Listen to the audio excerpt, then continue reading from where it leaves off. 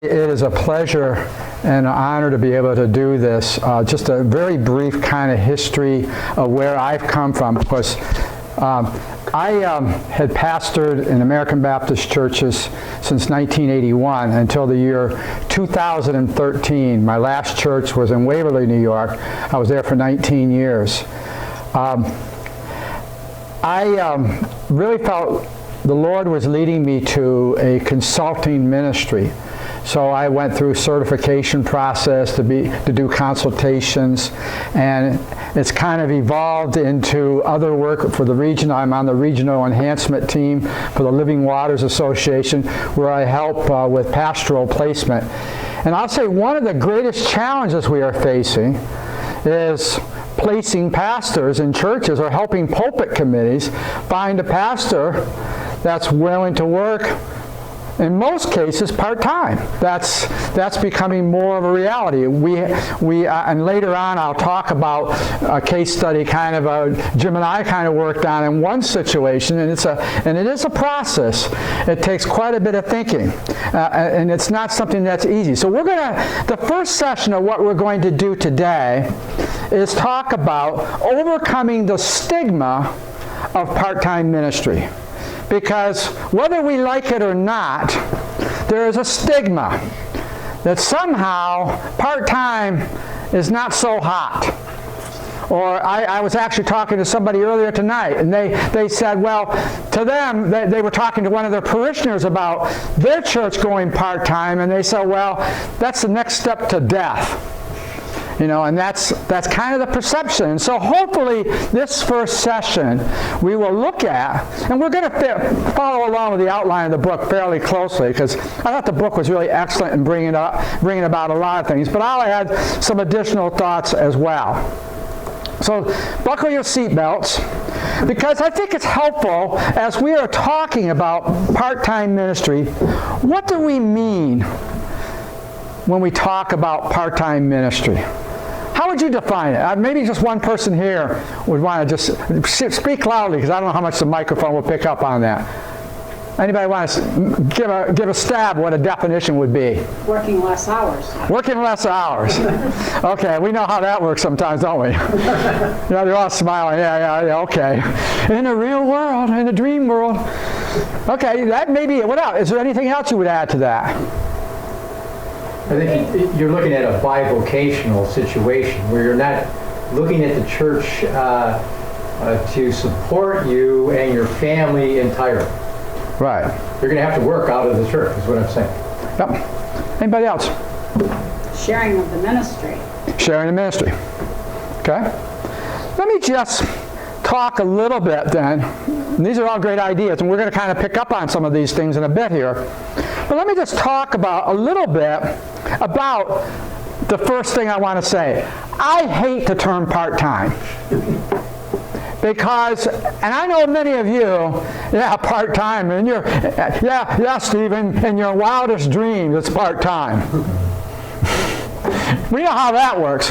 And I actually hate the term, how it's been used, full-time. Have you ever had somebody say they get a call into ministry and they said, I am in full-time Christian service? Well, I thought being a disciple of Jesus Christ, whether you work for the church or not, and a salaried position, is full-time Christian service.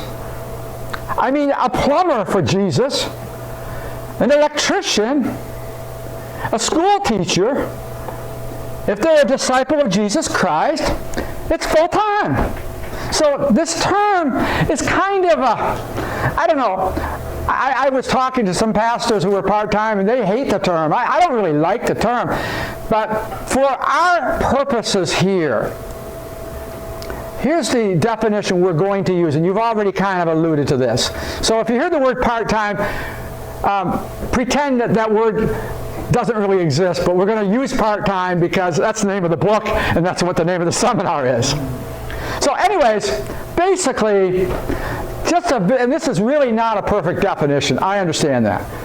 But for kind of what the author says, part-time ministry is when a congregation's paid staff works or is compensated less than 35 hours a week. That's kind of the definition that the author uses, that MacDonald uses. So that's kind of how we're going to define it. Again, it's really it's an inadequate definition. But again, that's what we'll be doing. All right.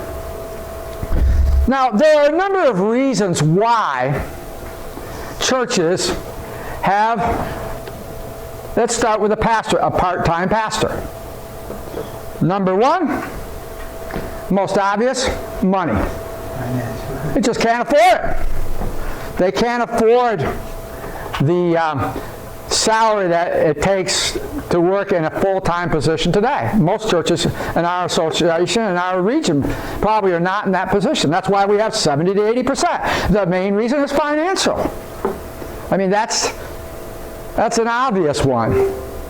And I think one of the challenges I know working with the regional enhancement team, one of the things that's a real challenge is you're looking for somebody to pastor a church on a part-time basis, and if they're a young pastor, they have $50,000, or they just got out of seminary, I should say, not all seminarians are young. They just got out of seminary and they have $50,000 of debt. And the salary is $20,000. Do the math. You know, what can I say? So financial. Another factor is the size of the church and the ministry context of the church. You know, if you've got 15 people, then probably, if you think about it, a full-time position, not only financially, but just there aren't that many parishioners to deal with. I actually have done a lot of supply preaching the last few years. And about a month or two ago, I actually preached to a church. It was myself, the organist, and 3 people. All right? Now, let me ask you a question. How many of you here, let's just kind of take a survey of hands. Let's have a little fun. Of course, the people online probably can't see this. I was just thinking of doing this. How many of you here on a Sunday morning attendance have more than 50 in worship? Boy, look at the whopping numbers. How about between 40 and 50? Oh, you're mega church. All right. How about 30 to 40? Okay. How about under 30? How about under 20? Wow, look at this. How about under 10? Got one under 10. I mean, the size of the ministry definitely has an impact.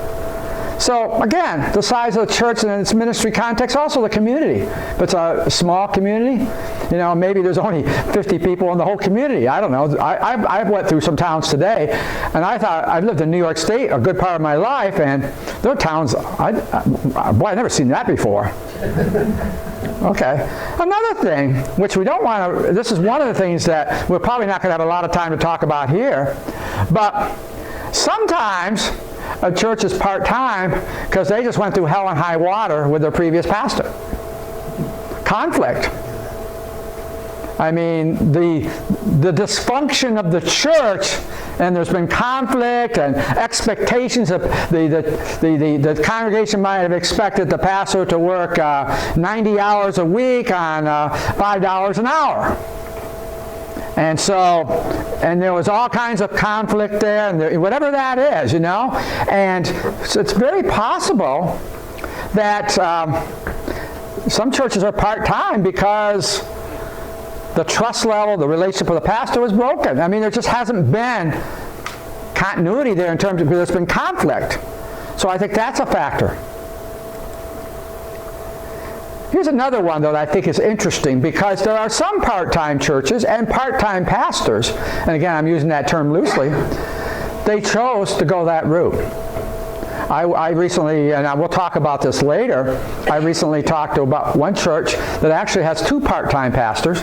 One is a chaplain at the federal penitentiary. The other is a disc jockey on the local Christian radio station, American Baptist Church in Pennsylvania.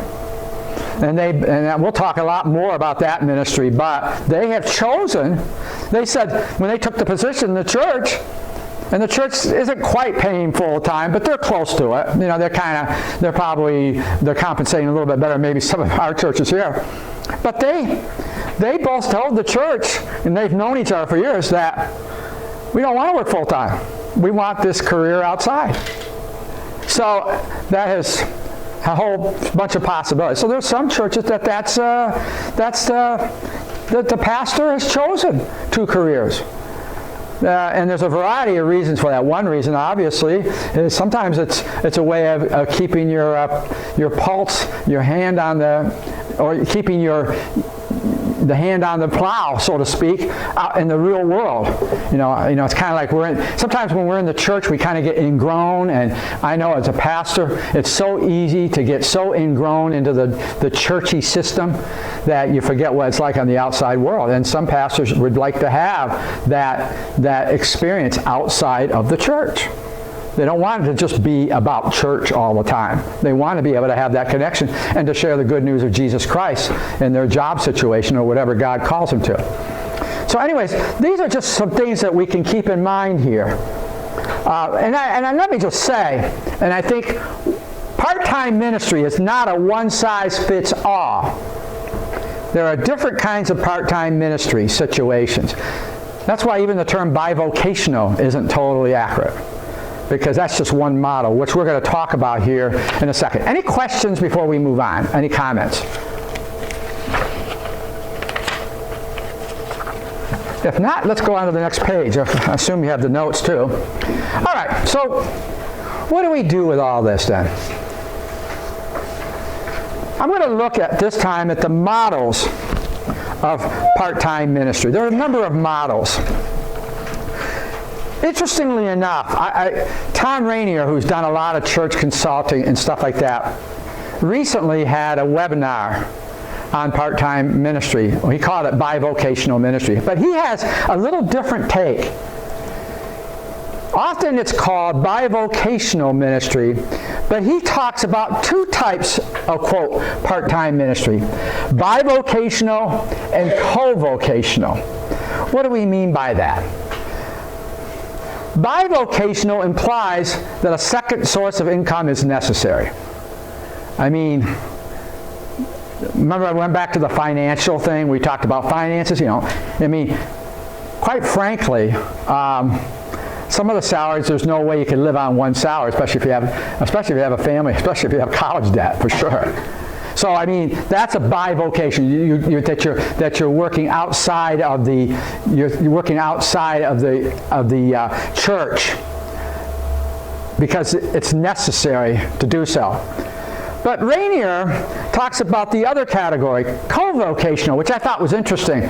Co-vocational implies that a second income is not essential, but the pastor chooses to work 2 jobs to keep his or her foot in the marketplace out of a sense of calling.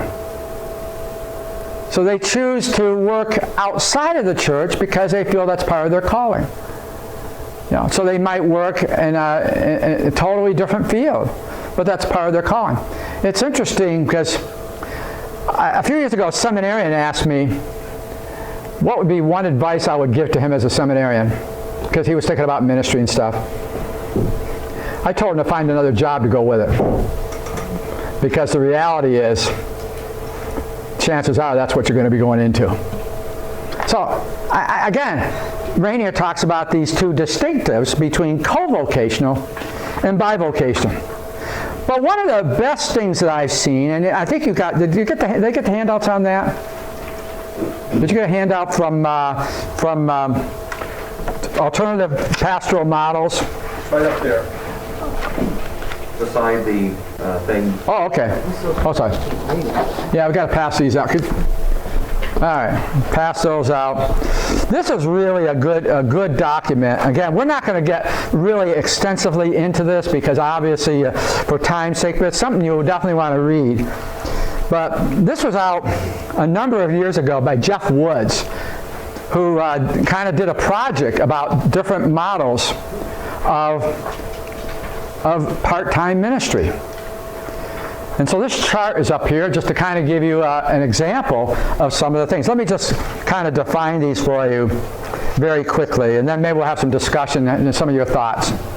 Okay, the first one that he talks about is bivocational.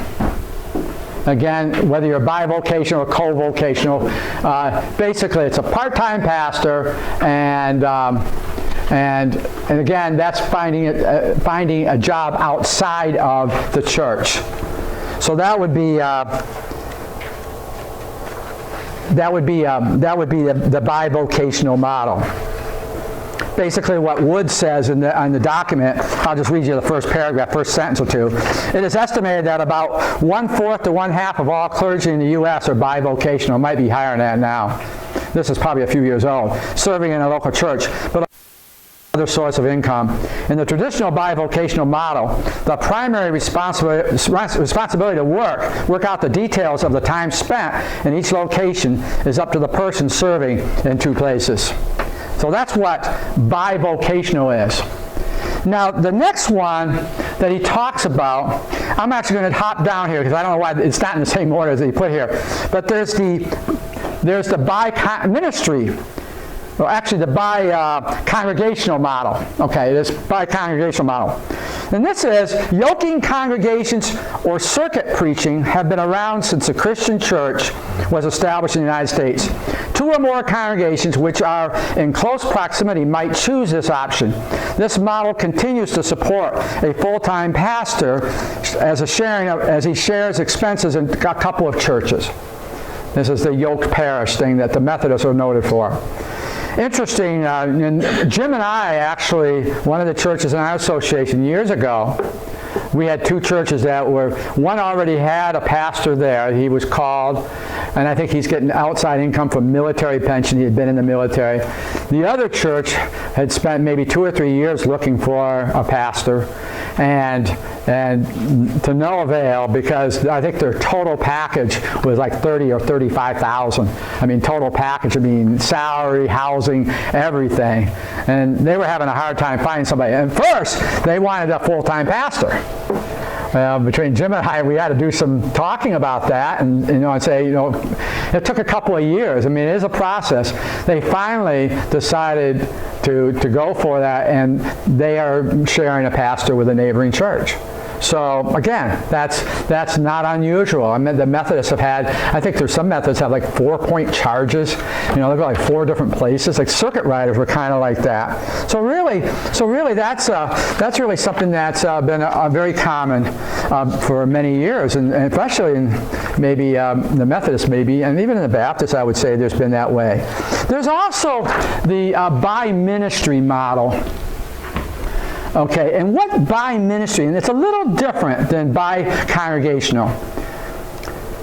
This is a pastor who is serving not only in his church or her church, but serving in another kind of ministry. For example, they're pastoring a church, but they're a chaplain at a hospital.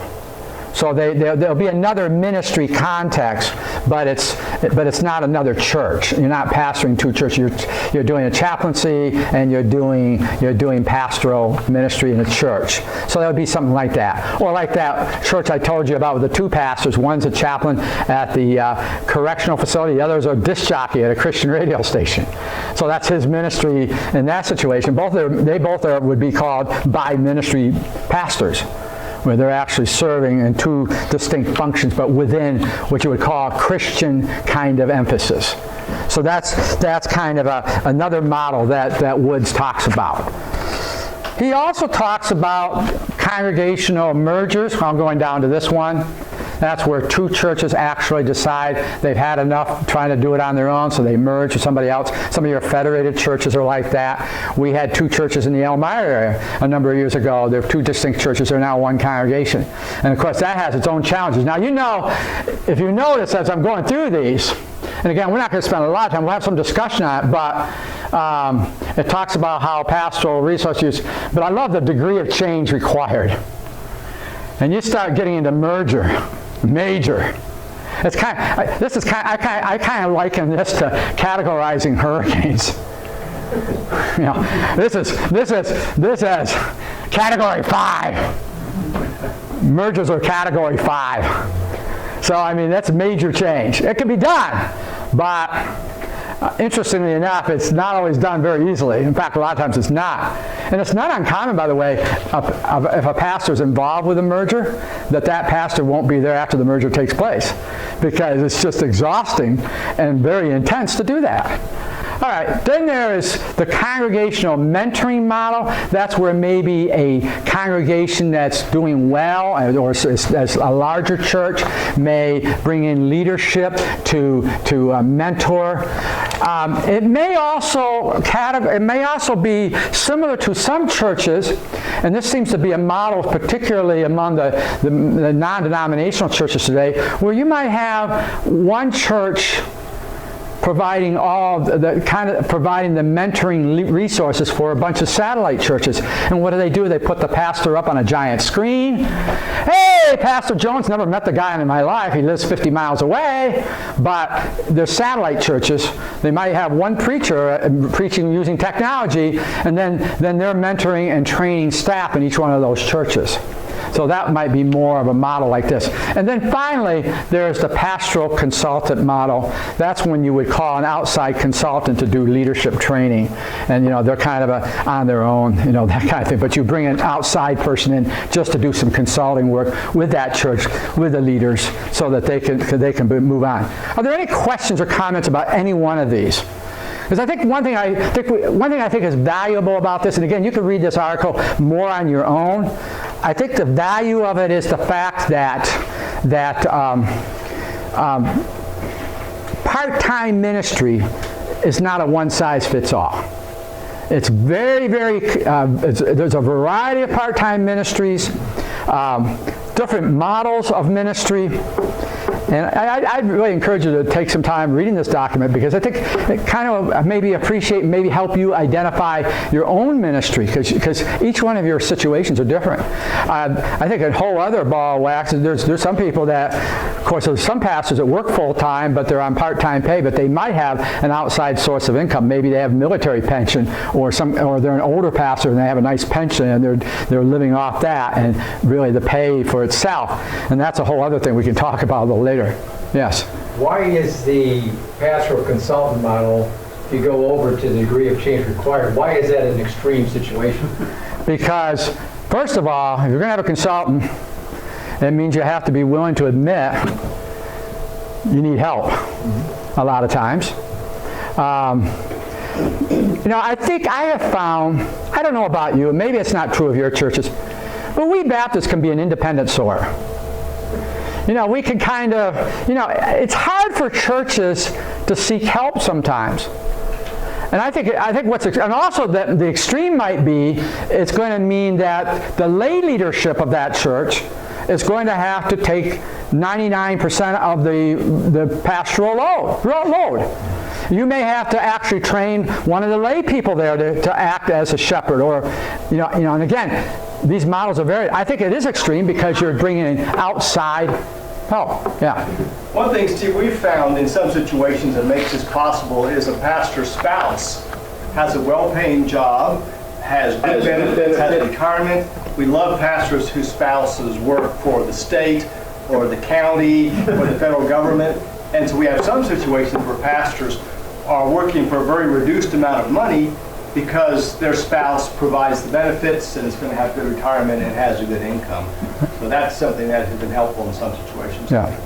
Yeah, well, that was true of me. I mean, I served, my churches were full-time because I was in the generation, that's what you did. And we'll talk more about that later.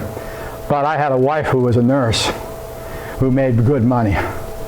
I'll admit that. I mean, there was only one time in our many years of marriage she actually made less than I did, by far. Quite frankly, that's true. I mean, we needed that outside income. So technically, I was getting part-time pay, but full-time, we had full-time income because of my wife's job. Yeah. Any other comments, questions? Just hopefully, yeah. Go ahead. Well, I was just thinking that this was put together before the pandemic, as you talk about the degree of change required. But in some ways, I feel like going through COVID for almost 2 years now has opened up the door to non-traditional types of ministry, because everything's been non-traditional, right? So the idea of watching somebody on a screen is something that we've probably all done over the past 2 years, whereas in 2019, very few people would have said that. You're right, absolutely right. My definition of Zoom before the pandemic was what I did on Interstate 86. And sometimes the local trooper, the state trooper kind of reminded me of my definition of Zoom. But that has changed. That has changed. I mean, you're right. It's pandemic, that's the whole thing too. I think we're just beginning to try to grasp this because, I mean, it's like the pandemic has changed the rules. You're right. I think there's, by reality, and Rayner says that, and I'll talk about a little bit about that Rayner webinar a little bit later. He said that that's been something they've noticed, a huge change in number of part-time, bivocational, co-vocational, whatever you want to call it, kind of pastorates. And like I say, as Jared said earlier, 70 to 80% of our churches now would be in this category. Okay, and I think that's significant. And I have a feeling since pandemic, we're in overdrive now.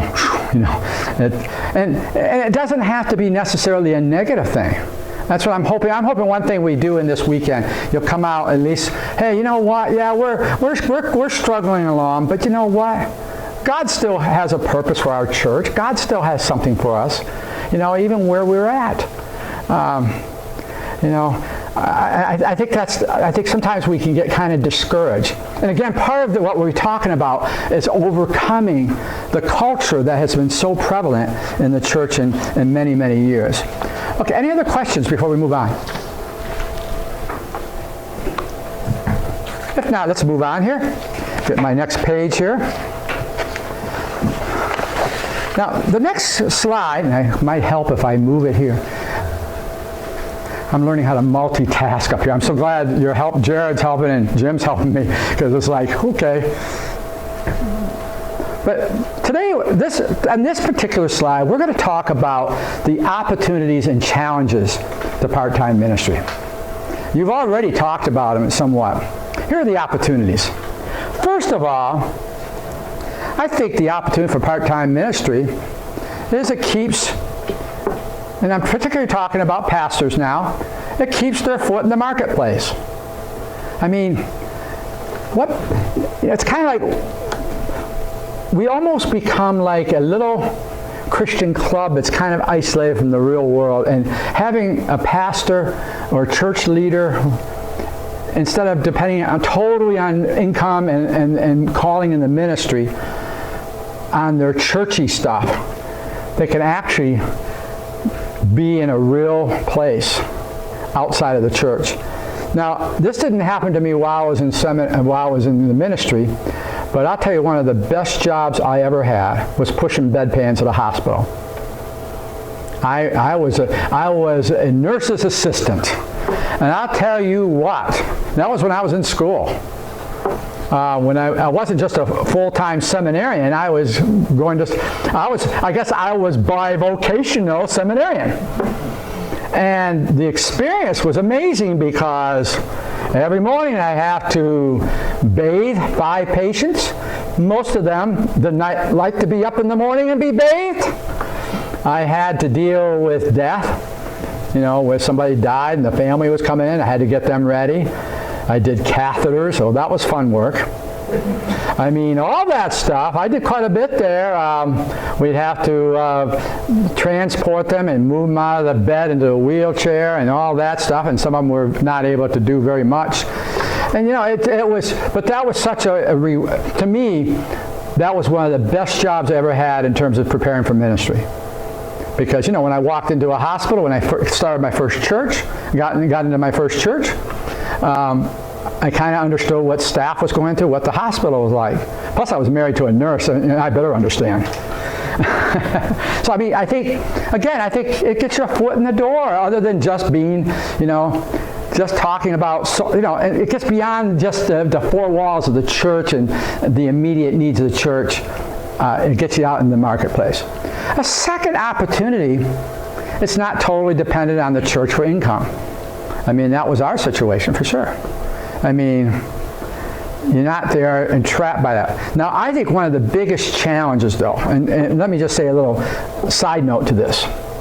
I think one of the biggest challenges with that, though, is what do you do in areas where there's not a lot of jobs outside of that church? That is a challenge. And I don't have an easy answer to that. I mean, if you're somewhere, lost up somewhere in northern New York or out in the Catskills someplace where the nearest town is 40 miles away, you know, that gets a little bit isolated. But I guess the only thing I can say, at least you're not in Wyoming. I mean, you think about that. I mean, it's again, I think that's one caveat. But again, it's good to know that you're not totally dependent on the church for income. Again, because my experience, unless you're in a mega church, and since we had the one gentleman here who has had a church of 50 people, he's our mega church person here today. I mean, you're like Charles Stanley, man, 50 people. I have a feeling you're not exactly rolling in huge amounts of income. I mean, I assume nobody here has a private jet or anything like that. I'm sure that's not happening. So again, I think that's a good opportunity. You're forced to, and this is really the biggie, and we're going to talk a lot about lay training, because one of my passions right now in ministry, and I'm on the Region's Lay Studies Committee, and we have been working very hard to streamline the program. And we'll talk a lot more about that tomorrow. But I feel lay ministry, and not just being lay pastors, but lay leaders, I think is really at the really cutting edge point of lay training is going to be probably the most important endeavor that we as American Baptists here in New York State are going to be doing over the next 10, 15, 20 years. I think that's going to be, because if we have all these churches that are going part-time, then that pastor is not going to be around 60 hours a week to do everything that the pastor used to do. So that means lay leaders are going to have to step up to the plate and do things maybe they have never done before. And we'll talk a lot about that. The book talks a lot about this, and we'll talk more about that tomorrow. We might allude to a little bit tonight. But again, I think that's an opportunity for us. By the way, I think I heard something that Baptists believe in the priesthood of all believers. So this is nothing new, folks. This is not like, ooh, we're reinventing Christianity. Guess what? We're recapturing Christianity, because that's what it's about. 1 Corinthians chapter 12, the body of Christ, the different parts. The hand cannot say to the foot, whatever, all that part. It's part of who we are. We're just recapturing our identity as believers in Jesus Christ, and really as an American Baptist. So I think this is crucial. That's an opportunity for us, a golden opportunity. I think you have a broader and healthier perspective away from the holy huddle.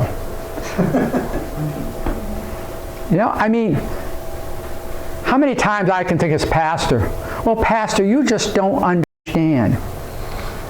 I've had lay people who are, I've actually had a few lay people through my years of ministry that were tired. And of course, there's a lot of pressure as pastors. Oh, we got to get the people involved. We got to get the people involved. We got to get the people involved. And then there's comment I'll get, you just don't understand.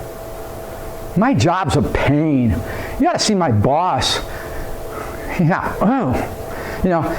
think when we as leaders, particularly pastors, are involved outside of the church more than just some civic function where we pray at the Lions Club. I'm not saying that's a bad thing. I'm just saying when we're actually in the marketplace, we will have a much healthier and broader perspective of the world that we live in, and being able to connect, to be incarnational in our ministry, to be able to take the gospel and to put it in the marketplace by the way we live our lives and the example that we set.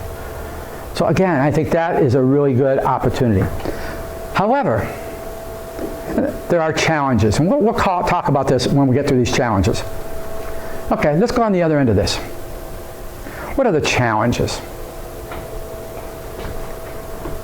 How many of you can identify with this one? Amen. You have to manage your time better than ever. That's a hard one. And I don't know the solution to time management to this. We're just kind of touching it on this weekend.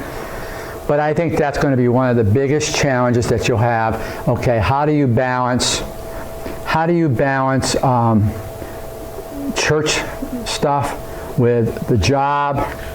You know, and the thing is, people don't always, and we'll talk about that too, and that's really my next point. Actually, I'll go on to the next one here. You'll have to deal with parishioners who don't understand any of that. They have no clue. And I'm not trying to pick, and if you're a lay person here, I'm not trying to insult you, but I'm going to challenge your thinking. So by the end of this weekend, you'll either like what I have to say or you'll throw rocks at me or something, I don't know. But I think the thing is, there will be people who don't understand that you're not going to be available 24/7 if you have another job. And it's not always just people in the church. I heard about one situation in one small town. The local funeral director was having a hissy fit because he wanted to have a memorial service funeral on Thursday at 1 o'clock. Of course, Pastor Smith had to work Thursday at 1 o'clock. And there's only so much vacation and personal time he could take, or she could take. So, funeral director, it used to be in the old days, he just, well, Pastor Smith can drop whatever he had. He can skip the tea or whatever they do at lunch on Thursdays and come and do a funeral. But Pastor Smith works in the assembly line of the local plant, 7 to 5. Pastor Smith just can't go, oh, by the way, boss, somebody just died in the church, see you later. It's not that easy. And there'll be people who don't understand that. You know, and not just inside the church, sometimes outside the church. They will not understand that you'll have certain limitations. And again, that's one of the challenges. Another one, you will have to make sure you take time off, vacations. This is the other thing, because one thing is a danger, and I don't know how many of you struggle with this. I have a feeling some of you do. You're working 2 jobs, maybe 3 jobs. Maybe you're working in the grocery store. You're a school bus driver. You're working at church just so you can get up to $5 an hour. I don't know, whatever. But you're working like crazy 12 months out of the year, 7 days a week. Be careful. One of the biggest challenges is burnout and not taking the time, taking vacation. And that's one of the things you'll have to negotiate with your church. That, just like you would for a full-time position, but maybe even more so, is try to negotiate that with the church, and also hopefully maybe with your place of business. Of course, that depends too what the business is. But I think you have to understand that you need rest. I was in a small group with a group of pastors a number of years ago, and this pastor I talked to, he was in our group. He had not taken a day off or a vacation in years. And I'll tell you one thing, when I was in ministry, I got 4 weeks every year. I took every day I could get. I think you need your batteries recharged, and that's one of the challenges of having more than one job. I can't, just taking time off and trying to be creative with that, and that's not an easy thing. That's a challenge. And then the last one, and I think this is probably one of the big ones. You are perceived as being less than a real pastor. Oh yeah, oh you're just part-time. Part-time. There's that perception that real pastors are full-time, that they work 80 hours a week. And then the moment someone has a crisis in the church, that very second, you jump out of bed and you run off and take care of the need. Now I'm being facetious, but there's some truth to that. And there's this perception that if you're part-time, somehow you couldn't make it in a full-time church, a real church, so now you're in a part-time church. And there's still some of that attitude.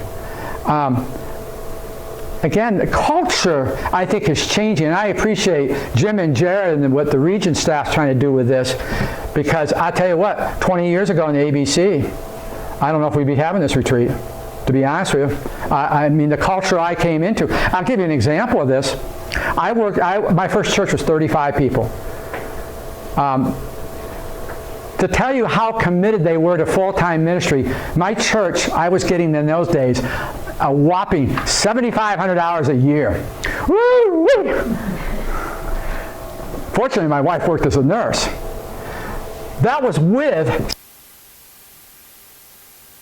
because we had a program in the American Baptist that we want to get all these small little churches up to full-time pay. I guess they thought $7,500 was full-time. What could I say? I was right out of school. But I think that was something that there was kind of that. Well, if the church couldn't pay them enough, we'll supplement the salary so that it looks like they're full-time. And there was a real culture of that in those days. I mean, our expectation when we came out of seminary was, oh, you're going to get a full-time job. That's going to be your church. Well, you won't make much money, but you're going to work full-time. That was the expectation. You didn't look for another job in most situations. Maybe some places you could do that. Most places we were in, at very best, you might work 2 churches. That might be a possibility. That's okay because that's a churchy thing. But you're going to go and work and be bagging groceries at the local supermarket? I don't think so, Pastor. But that was the culture, and that is changing. And COVID is changing it fast. But again, that was really the world I came into. I graduated seminary in 1981. I was my first year of American Baptist ministry was 1981. 40 years. Where did that happen?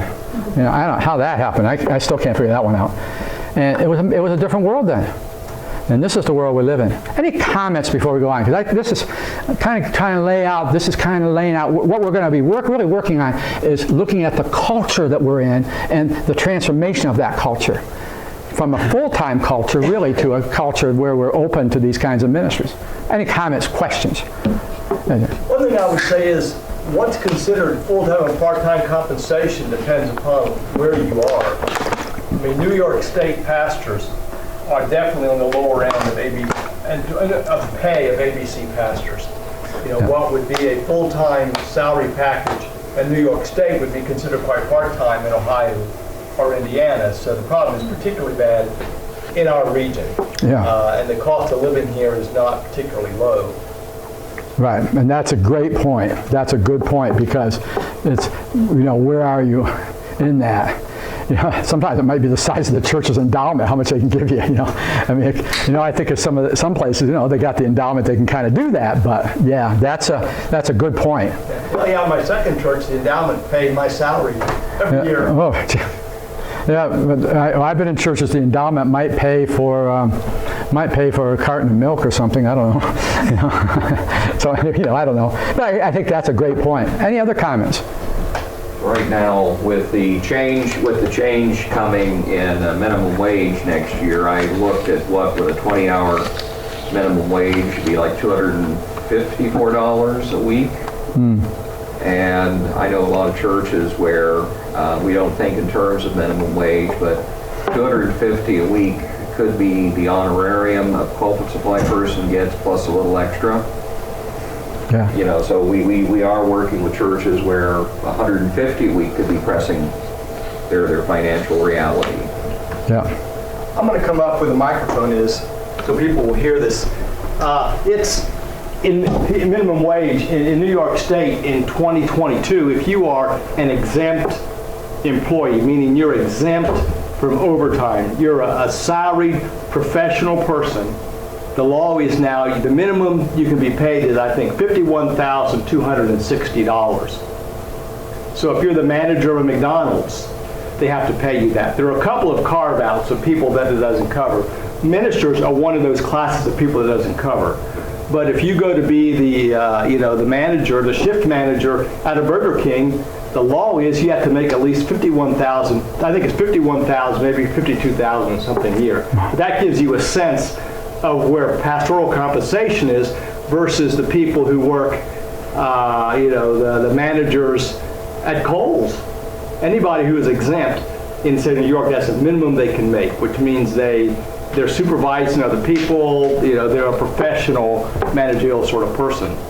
So that gives you a sense of where pastors are in reference to people in secular employment.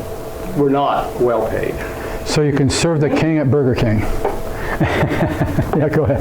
Maybe quickly you could tell us why New York State is is so deflated In terms Salaries paid? of pastoral, I have, in comparison to Ohio or Indiana, which you mentioned?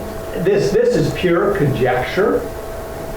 I think it has to do with, partly with, in states where the Southern Baptists have moved in, that has raised the general level of salaries because Southern Baptists generally make more money.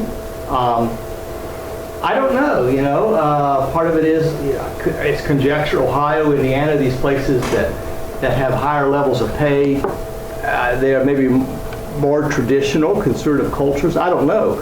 But every year the MMBB puts out, a sheet. And you have to compare it to the cost of living. So when you look at the cost of living versus the average pay of a full-time pastor who's getting benefits and is in the MMBB program, we're sort of far down the list, particularly relative to the cost of living. From Indiana to here, probably you would have to get a $20,000 to $25,000 boost in pay coming to New York from Indiana in order to have the same standard of living. I wonder too, because those areas, I would say, be more theologically and church-wise would be more apt to attend. The culture may be more church. I think the Northeast is one of the least church places in the United States.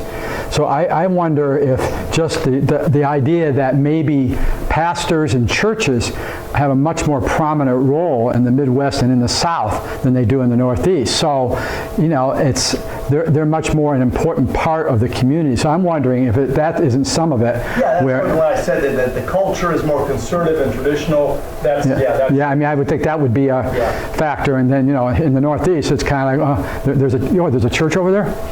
That kind of thing. Yeah. Somebody else had a comment? Did you have a comment? Well, I just wanted to add that when you look at also the state of New York, it's really unwieldy to say what the state average could be, because our region covers churches in Westchester to Plattsburgh, state line to state line, minus Rochester, minus the city. And so it's really, when I sit down with the search committee, I sometimes have to think, where am I seated in this moment to have the conversation? Because what works in Westchester will be a much different conversation than the Finger Lakes. And so you want to be sensitive to the fact, there's no unitive narrative here, but the reality is, 48, 49,000 might be the median or benchmark for MMBB's estimation of New York State, ABC, NYS, not Metro, not Rochester. And so again, we're also, so we're still kind of below that 51 that Jim just mentioned. Yeah. And the different parts of the state too, yeah, absolutely. Okay, let's move on here and let's talk about then overcoming the stigma. And I do believe from what the book says, and I think that it really brings this out a lot, and again, I'll be referring a lot to the book. Here are some myths and facts as I was thinking about it in my reading from this book, and just general thoughts. There are several myths and facts about what I would call the full-time culture that we live in. Really, historically, we've been for a number of years, and we're going to talk about that when we talk a little bit about history. We've been kind of in the full-time mentality, which is changing, and COVID is changing it rapidly. But I think it's helpful to understand where we've been historically. But before we talk about that, here are some myths and facts about overcoming the stigma. First of all, there's this idea, a myth, that full-time means that it's a healthier church than part-time. And unfortunately, there is that perception. That, well, if you're a part-time, that means you're one step from the church cemetery. You're going to just be dying off and you're gone. Okay? Immediately, and what really has happened when a church has been full-time, but maybe they have gone through some changes and the community's changed, they immediately think, well, that's a death sentence. Well, not necessarily. I mean, now, sad to say, there are churches that are going to go through that. We're going to talk about that too. There are some churches that are going to die. There's a variety of reasons for that, but it doesn't necessarily have to be the rule all the time.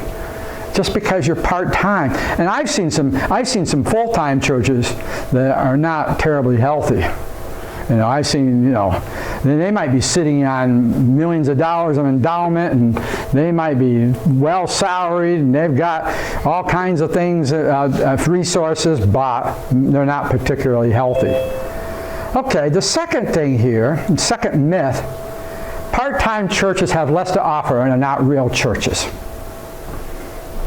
And again, there's that perception, I think. Our author brings this out in the book. If you look at pages 6 and 7, again, I'm not going to read all this, but just to note this.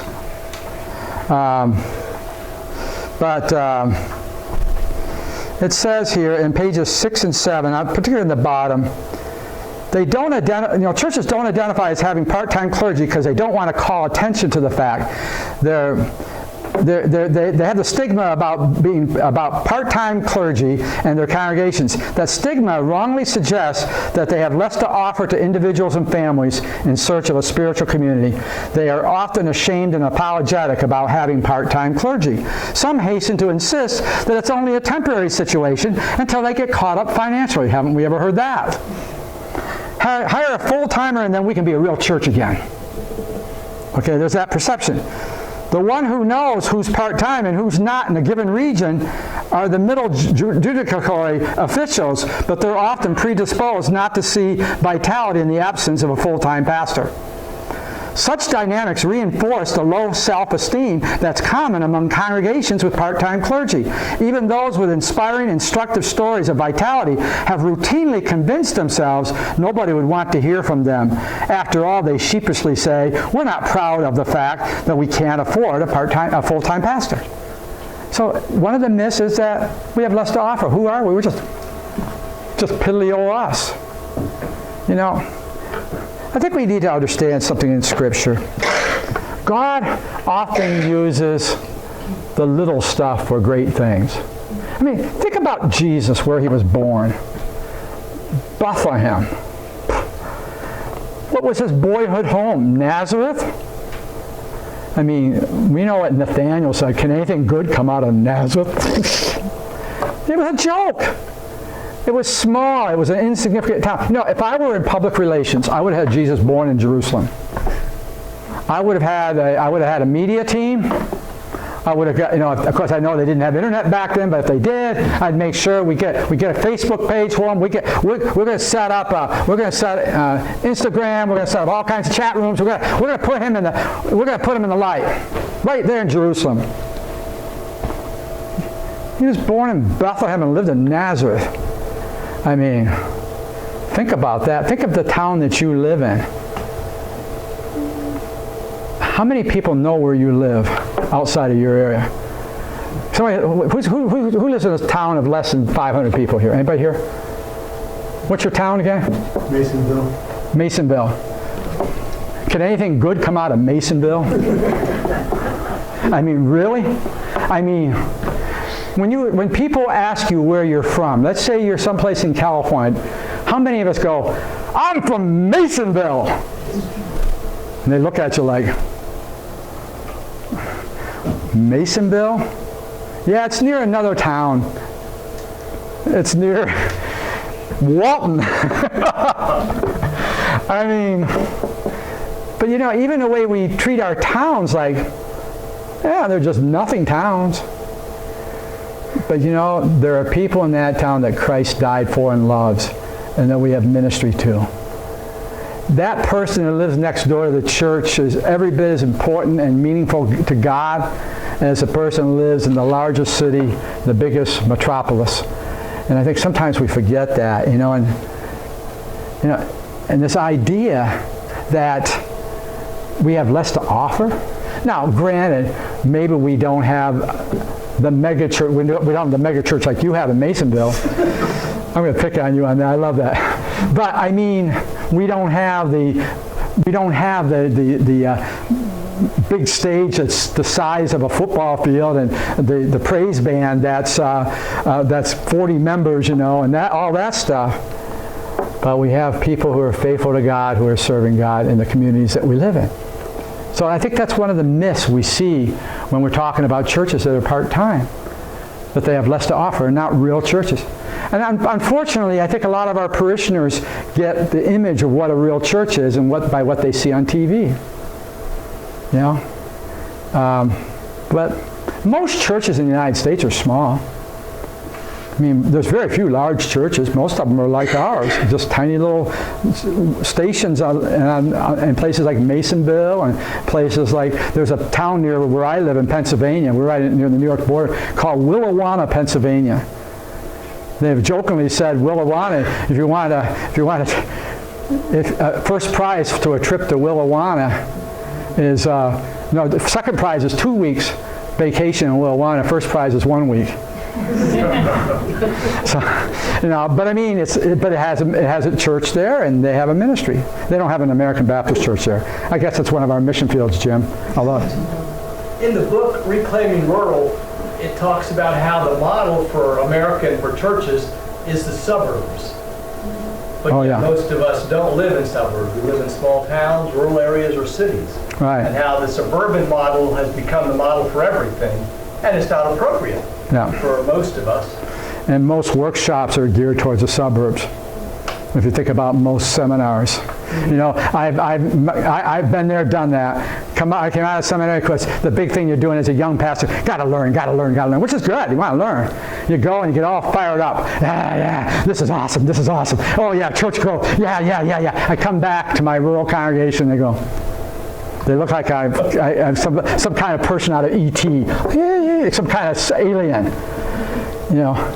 Rather than just learning how to minister there. So again, I think that's a myth. The other, we've already talked about this, don't have to spend any time. At least 70% of our churches are part-time.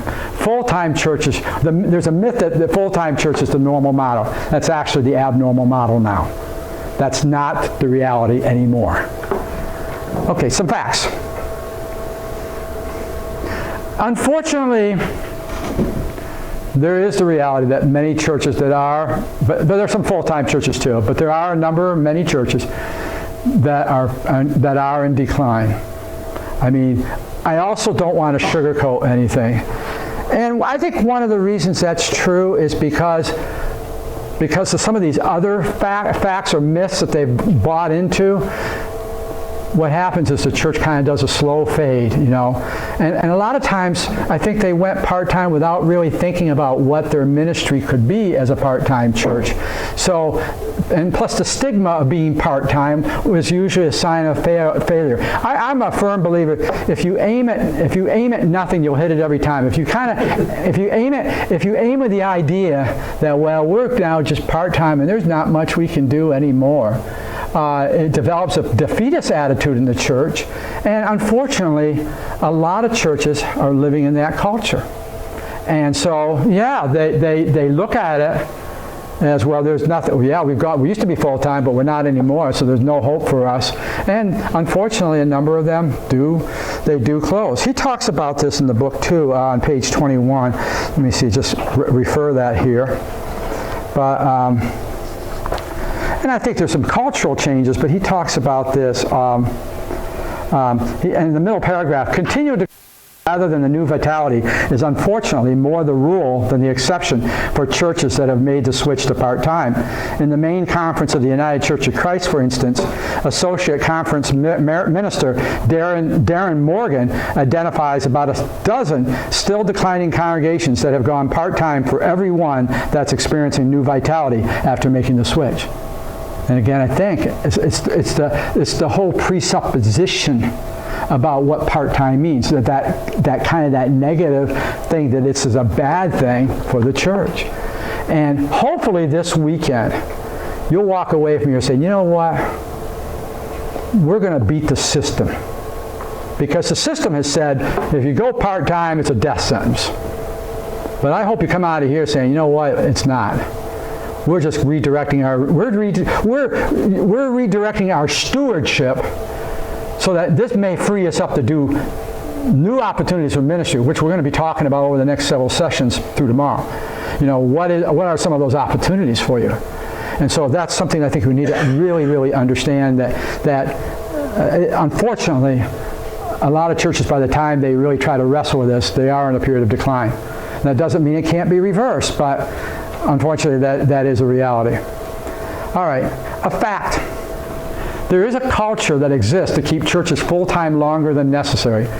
And again, I've already alluded to this, because part-time is seen as a kiss of death. And you can read about that on pages 24 and 25 of the book. We won't look at that right now. But again, it's this idea, it's a kiss of death. And some churches will try to stay full-time long after they probably should have. They'll try to hang on, they'll hang on, until finally they're forced to change. And by that time, they've already declined to the point of decay. I liken, as I think about this, and I was thinking about this as I was preparing this, I think, how many of you have ever had, in your pastoring, have done counseling for a marriage? Okay, a number of you have, okay. Have you ever been in a situation when a couple comes in to see you, they come in and see you, and they've already made their mind up the marriage is going to end, pretty much. They wait way too long before they really address their marriage issues. And usually, they just want you to rubber stamp the decision they've already made a lot of times. And that, I think sometimes churches can fall into that, where they've just gone on this downward cycle, and they tried to stay full-time as long as they could, but didn't really deal with the realities, whether it's financial, whether it's membership, or whatever. They never really dealt with the reality of what was facing that church. So finally, it becomes almost like the kiss of death for them. And again, that's sometimes a problem that some churches have. Fact. Part-time congregations, and this is a fact, and what we're going to talk about next. Part-time congregations are supported by Scripture and church history. That is a fact.